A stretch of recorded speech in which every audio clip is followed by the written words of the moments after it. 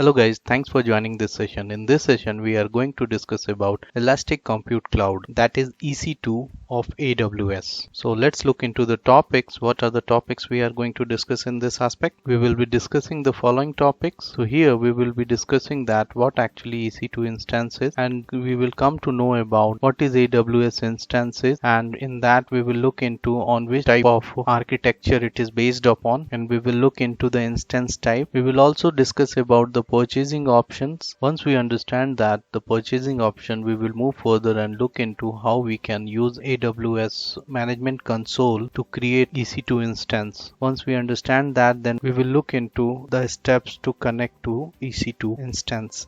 So let's jump into the discussion now. I wanted to show you one diagram so that you can understand what actually EC2 instance are. So look at this diagram. This is a diagram of memory, CPU and storage. So these are the three hardware components on which any computer is based upon. So here the first definition of this session comes that what is an instance? Instance is nothing but a combination of memory, CPU and storage. So on the same aspect, AWS instance is nothing but a combination of memory, CPU and storage. There are variety of instance type we will discuss further in this session, but for a time being, just consider that AWS instance is nothing but a combination of memory, CPU and storage. So to understand this statement better, let's move further and we will look into some of the definition, how this setup is being done and what is the technology behind it, or say behind AWS instance. So let's jump into the discussion. So AWS instance is based upon Nitro based instance. So what actually Nitro based instance is? Nitro based instance is nothing but an architecture which is built upon the Nitro system, and the Nitro system is nothing but a collection of AWS built hardware and software components that enable high performance, high availability and high security. It is again a different kind of virtualization architecture. If you want to know more about, just go through this YouTube video which AWS has shared in their reInvent program on 2017. So every year they are organizing a event called reInvent where they introduce their innovation for those years. So go through it with the Nitro system. For a time being, just consider that it is one of the virtualization technique which remove the virtualization overhead. Now let's discuss about instance type. So basically we are having following types of instance, like general purpose instance, compute optimized instance, memory optimized instances, storage optimized instances. So let's discuss about one by one. So basically general purpose instance provides a balance of compute, memory and networking resources and can be used for variety of workloads. So let's look into some of the general purpose instances. So some of the general purpose instances is this one. You will find that A1.medium, A1.large, A1.xlarge. So basically these are the categories of general purpose instances where AWS has provided the balance of compute, memory and storage. So now let's look into other type of instances. One more thing I wanted to mention you prior to going to discuss about other type of instances. General purpose instances can be used for web servers, containerized microservice, caching fleets, distributed data stores. For such scenario, you can use general purpose instance. Now discuss about another type of instance, that is compute optimized instance.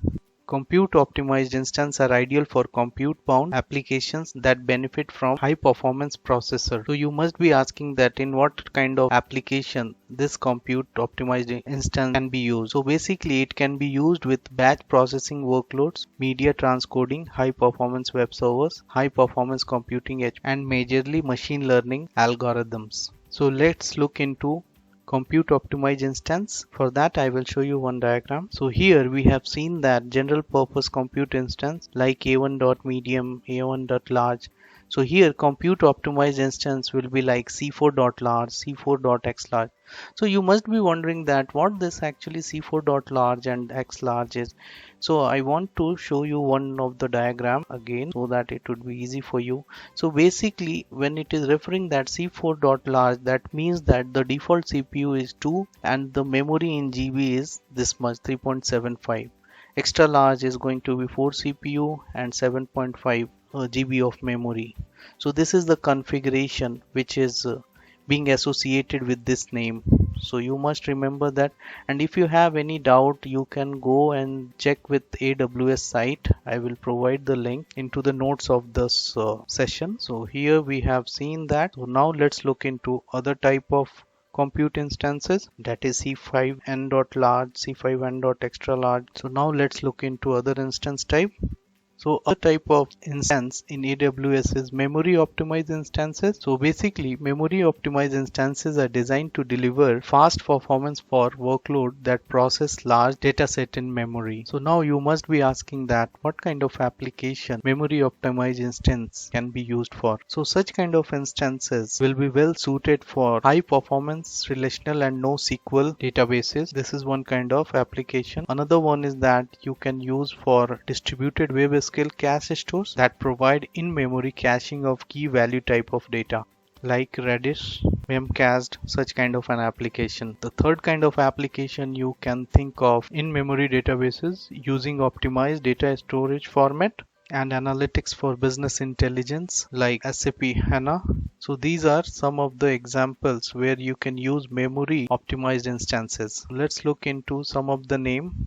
So these are some of the memory optimized R4.large, R4.extra large, R4.2 extra large. A specification of these things you will find at AWS site that I will share with you in the note section of this session. But just consider that. So it is nothing but the large and extra large size specification as per the type of instances.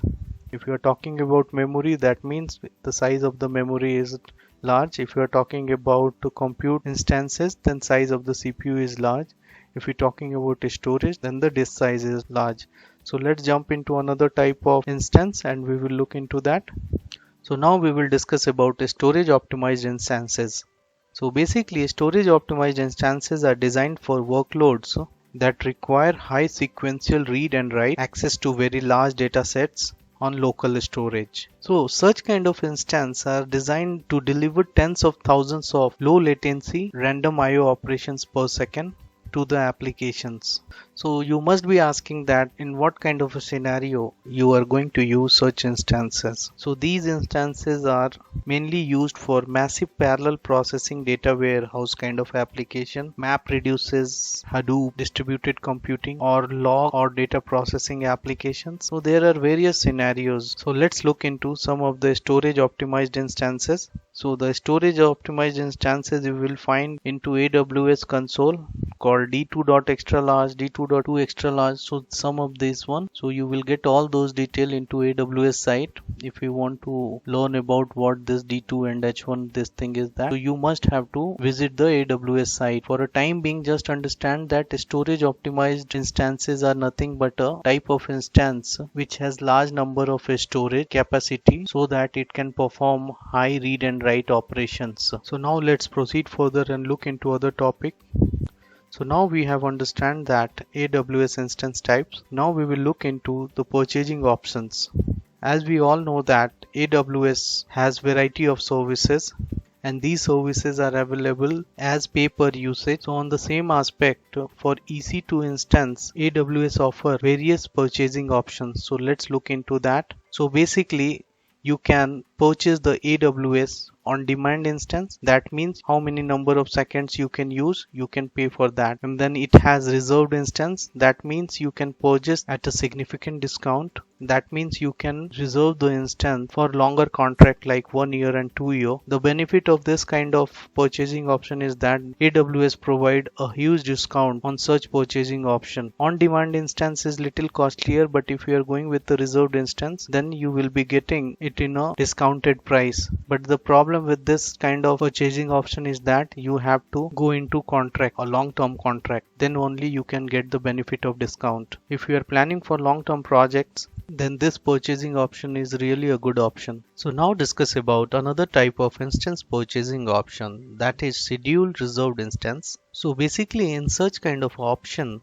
it enables you to purchase capacity reservations that recur on a daily, weekly or monthly basis with a specified start time and duration for a 1 year term. So in a simple language, you can understand it that you have to be committed to use this instance for at least 1 year and you know that when you are going to use this instance. This type of purchase option is very handy. You reserve the capacity in advance so that you know it is available when you need it. Scheduled instances are a good choice for workloads that don't run continuously but do run on a regular schedule. This would be really useful and cost effective. You can schedule instances for an application that runs during business hours or for batch processing that runs at the end of the week. So now move further and look into spot instances. That is another kind of instance purchasing option. So spot instances is another kind of instance pricing options which works on bidding system where the price of EC2 instance is getting changed on an hourly basis, and it will be available or allocated to you if your bidding price is maximum than others, but it will be lower than on demand price. Maximum price is not set, then the on demand price is the price for a spot instance. Such kind of instance pricing option is really beneficial and cost effective if your task is batch jobs, background processing and optional tasks, but it is not a good idea to have a spot instance for mainstream tasks, because the moment if anybody is paying more than whatever the price which you are paying for EC2 instance, it is get allocated to that person. For ad hoc task, you have to use this thing, the spot instance, and you know the duration, how long it will run. Another type of pricing option is the dedicated hosts and dedicated instances. So both are almost similar, where dedicated host you can pay by per host and here you will pay by per instance. In both the cases where dedicated instance and dedicated host, Amazon EC2 instances launched onto physical server that are dedicated for your specific usage. So another type of instance purchasing option is the capacity reservation. So in this scheme, you can reserve the capacity for your Amazon EC2 instances in a specific availability zone for any duration. So that means it gives you the ability to create and manage capacity reservations independently from the billing discounts offered by reserved instance.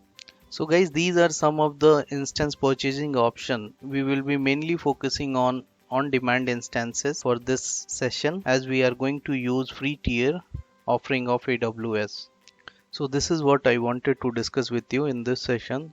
See you in the next session where we will create an EC2 instance and connect that EC2 instance. So that is going to be a lab session. See you in the next session. Bye bye.